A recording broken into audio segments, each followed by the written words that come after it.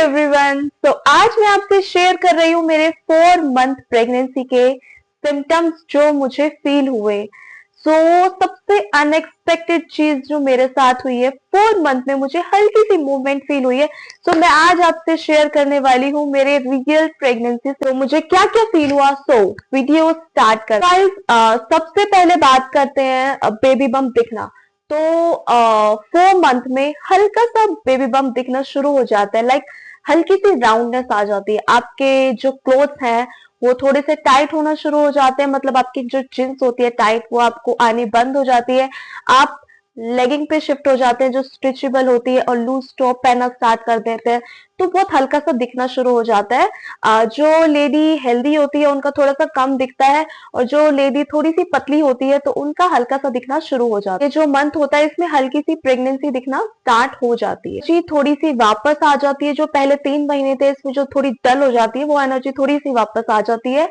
और जो आपको वॉमिटिंग होती है वो ऑलमोस्ट आपकी कम हो जाती है, मतलब बहुत कम हो जाती है। और नौजिया जो होता है वो हल्का हल्का होता है, उतना ज्यादा हैवी नहीं होता जैसे पहले हो रहा था।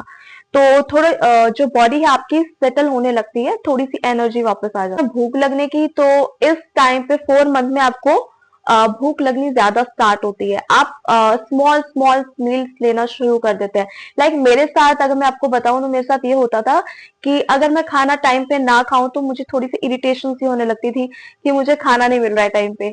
बनाना तो मुझे ही था, लेकिन मैं अगर ना बनाऊं और नहीं मिल रहा है तो मेरे को इरिटेट होता था।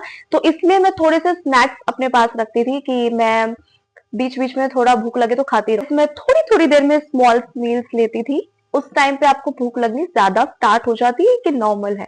ब्रेस्ट जो है थोड़े से हैवी फील होना शुरू होते हैं और थोड़े सॉफ्ट। और जो आपका ब्लैक वाला पार्ट होता है एरियोला, वो थोड़ा डार्क होना स्टार्ट हो जाता है। ये नेचुरल है, ये प्रोसेस है प्रेगनेंसी। बात करते हैं हल्के से पेन की, side pulling sensation, ligament pain की। तो गाइस इस टाइम पे हल्का सा पेन स्टार्ट हो जाता है जब आप झटके से खड़े होते हैं या करवट चेंज करते हैं, तो हल्का सा पुलिंग जैसा पेन स्टार्ट होता है, जो कि नॉर्मल है क्योंकि हमारी जो यूटेरस का साइज है वो एक्सपेंड हो रहा होता है, इसीलिए ये थोड़ा सा पेन स्टार्ट हो जाता है 4 मंथ में। हर किसी का नहीं होता है, मतलब ऑलमोस्ट रेडी का होना हो जाता है। बात करते हैं हार्ट बर्न और कॉन्स्टिपेशन की। तो इस टाइम पे आपका हार्ट बर्न, मतलब जो सीने में जलन होती है वो थोड़ी थोड़ी स्टार्ट हो जाती है। आप थोड़ा तीखा खा लें या चटपटा खा लें, या कैसा भी आप मतलब फूड ऐसा जंक फूड खा लेते हैं, ज्यादा मिर्च मसालों का खाना खाते हैं, तो आपको जलन स्टार्ट होनी शुरू हो जाती है हल्की हल्की। और हल्के हल्के कॉन्स्टिपेशन भी हो जाते हैं किसी किसी लेडी में। तो ये चीज होना नॉर्मल। डाइजेस्टिव सिस्टम थोड़ा सा स्लो हो जाता है, जिससे ये प्रॉब्लम्स प्रेगनेंसी में आती हैं। बात करते हैं स्किन चेंजेस की। तो जैसा कि हर किसी की प्रेगनेंसी अलग होती है, तो हर किसी के फेस पे मतलब किसी किसी के फेस पे ग्लो आता है, किसी के में पिगमेंटेशन आती है। तो गाइज मेरे केस में ये था, मुझे 4-5 मंथ तक बहुत ग्लो था, एंड आफ्टर दैट थोड़ा सा पिगमेंटेशन होने लगा। और जैसे कि पेट पे आपके लाइन जो स्टार्ट हो जाती है वो हल्की सी 4th मंथ में दिखने लगती है, जिसको कहते हैं लीनिया निग्रा। तो गाइज ये हल्की सी लाइन स्टार्ट हो जाती है 4 मंथ में दिखना, और किसी के 5 मंथ में। तो ये नॉर्मल। गाइज इस टाइम पे कभी कभी हमारे गम्स भी ब्लीड करते हैं, मतलब ब्रश करते टाइम हमारे गम्स हल्के हल्के ब्लीड करते हैं। ये भी हॉर्मोन्स का एक पार्ट है प्रेगनेंसी में, तो ये भी नॉर्मल है। गाइस कुछ मॉम्स में ये भी देखा गया है कि नोज ब्लॉक हो जाना या थोड़ी सी ब्लीड हो जाना, हल्का सा खून आ जाता है। हमारी नोज में ब्लीड आना, ये भी हमारे जो हॉर्मोन्स है नसल पैसेजेस को स्वेल कर देते हैं, जिसकी वजह से कभी कभी नाक में से खून आ जाता है।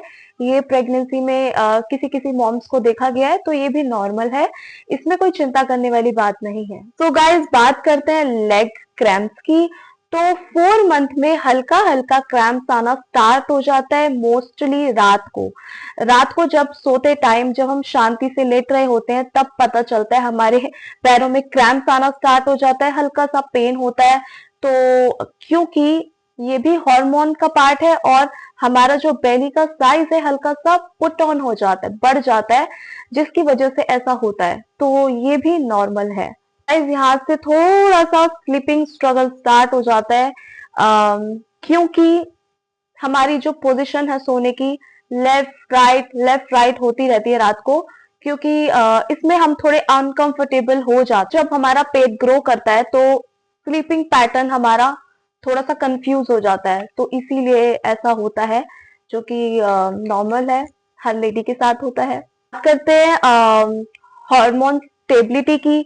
जो चिड़चिड़ापन था पहले वो कम हो जाता है। लाइक अब थोड़ा इमोशनल वाली फीलिंग आ जाती है, जैसे कि छोटी छोटी बात पर रो देना। लाइक आपको किसी चीज बात छोटी सी बात पर इतना गुस्सा आ जाना या रो देना, या कभी कभी इतना खुश हो जाना बिना रीजन के। तो ये भी एक हार्मोन्स का पार्ट है, जो कि नॉर्मल है। मेरे साथ भी हुआ था।